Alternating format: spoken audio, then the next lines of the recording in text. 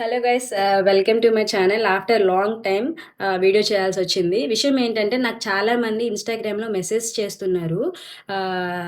Defence వాళ్ళకి దర్శనం ఉంటుందంట కదా! ఏ విధంగా ఉంటుంది? ఏ డాక్యుమెంట్స్ తీసుకురావాలి? ఎవరిని తీసుకురావచ్చు మాతో పాటు అని చాలా క్వెషన్స్ అయితే వేస్తున్నారు. అందరికీ రిప్లై ఇవ్వలేక ఈ చిన్న వీడియోలో అయితే నేను చెప్పేస్తున్నా. విషయం ఏంటంటే, డిఫెన్స్ వాళ్ళు అంటే ఆర్మీ, ఎయిర్ ఫోర్స్, నేవీకి సంబంధించిన పర్సన్స్ ఇన్ సర్వీస్‌లో అయితే ఉండాలి. ఇన్ సర్వీస్‌లో ఉంటూ వాళ్ళకి ప్రొవైడ్ చేసిన రెస్పెక్టివ్ డిపార్ట్‌మెంట్ నుంచి ప్రొవైడ్ చేసిన original ID cards and dependent cards. మీ డిపెండెంట్ కార్డ్స్‌లో ఎవరైతే ఉన్నారో వాళ్ళని మాత్రమే తీసుకొని రావాలండి. బిలో 12 ఇయర్స్‌కి అయితే తీసుకొని రావచ్చు పిల్లల్ని. 12 ఇయర్స్ దాటాక తీసుకొని రావడానికి ఛాన్స్ లేదు. అండ్ ఇంకోటి, మీరు గుర్తుపెట్టుకొని ఇన్ సర్వీస్‌లో మాత్రమే ఉండాలి.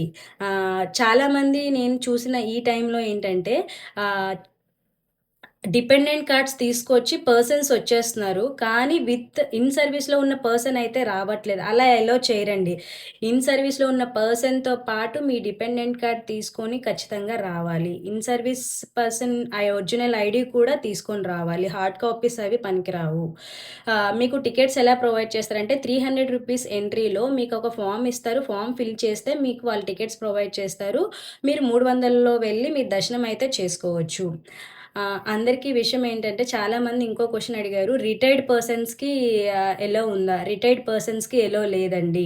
రిటైర్డ్ పర్సన్స్ లేదు. ఇన్ సర్వీస్‌లో ఉన్న army, navy, air force persons మాత్రమే with original card and dependent card వాళ్ళ ఫ్యామిలీ మెంబర్స్ వస్తే తీసుకొని రావచ్చు. వితిన్ 3-4 అవర్స్‌లో అయితే దర్శనం అయిపోతుంది.